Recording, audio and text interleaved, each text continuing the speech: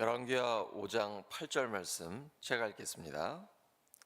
하나님의 사람 엘리사가 이스라엘 왕이 자기의 옷을 찢었다 함을 듣고 왕에게 보내 이르되 왕이 어찌하여 옷을 찢었나이까? 그 사람을 내게로 오게 하소서. 그가 이스라엘 중에 선지자가 있는 줄을 알리이다 하니라. 아멘. 절망 속에 드러나는 하나님의 계획, 절망 속에 드러나는 하나님의 계획이라는 제목으로 하나님 말씀 전하겠습니다.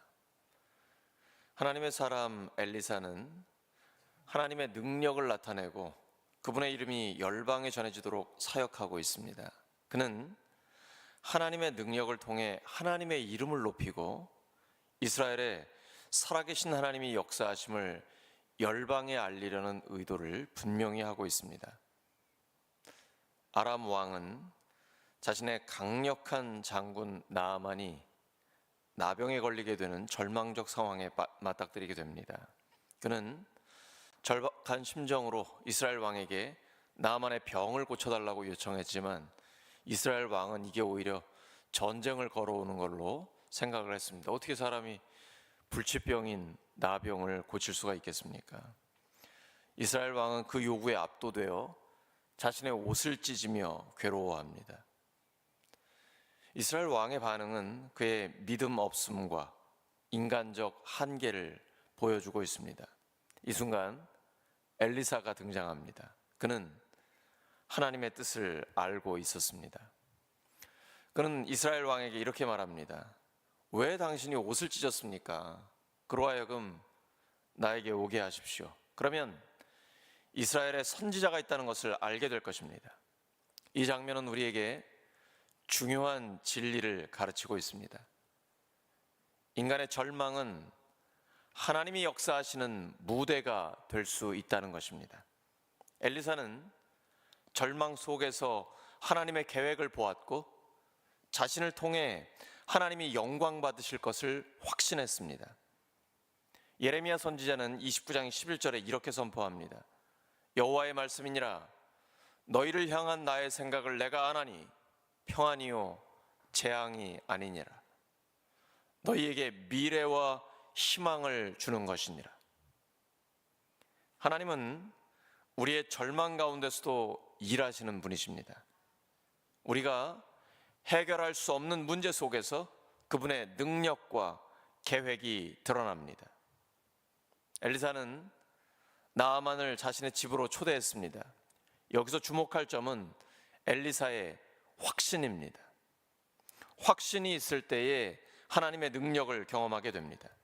그는 단순히 문제를 해결하려는 것이 아니라 나아만과 그의 주위 사람들이 이스라엘의 참 하나님을 알게 하려는 목적을 갖고 있었습니다.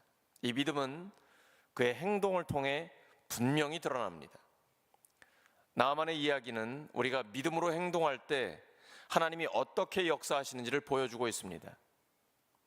나아만은 처음에는 순종하지 않았고 화를 내기도 했지만 결국 엘리사의 명령에 따라 요단강에서 7번 몸을 씻고 깨끗하게 됐습니다.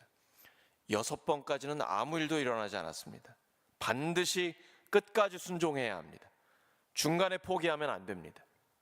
7번째 그가 몸을 씻었을 때 완전히 깨끗하게 됐습니다. 이것은 하나님의 명령에 대한 순종과 믿음을 통해 얻은 기적입니다. 히브리서 11장 6절입니다. 믿음이 없이는 하나님을 기쁘시게 하지 못하나니 하나님께 나아가는 자는 반드시 그가 계신 것과 그가 자기를 찾는 자들에게 상 주시는 이심을 믿어야 할지니라. 엘리사는 자기 자신이 아니라 하나님의 능력을 의지했습니다.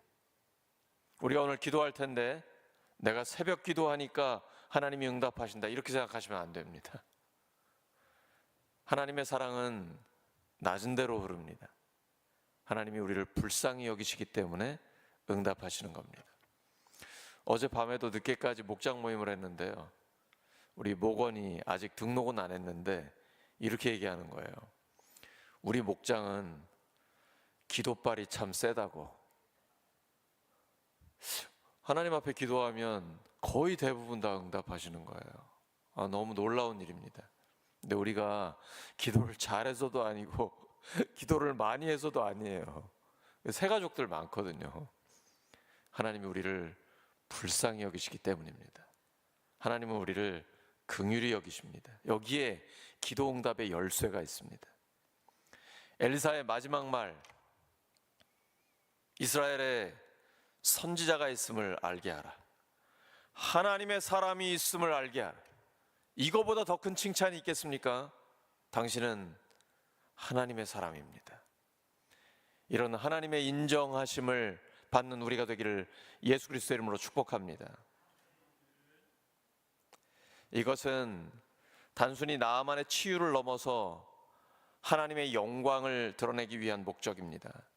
하나님은 엘리사를 통해 자신의 능력을 드러내시고 열방에 자신의 이름이 알려지도록 하셨습니다.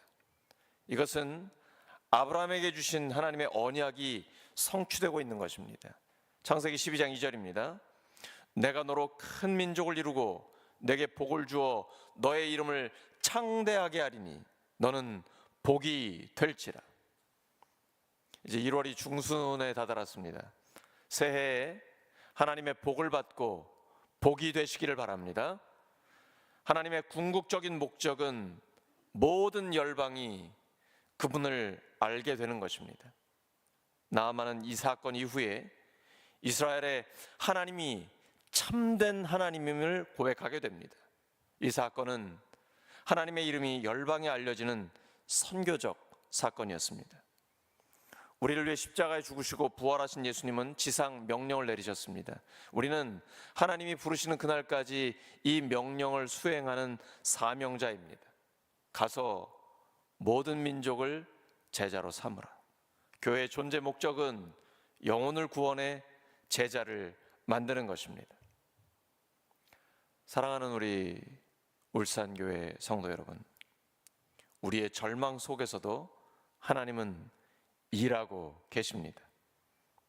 우리가 믿음으로 순종할 때 하나님은 기적을 행하십니다.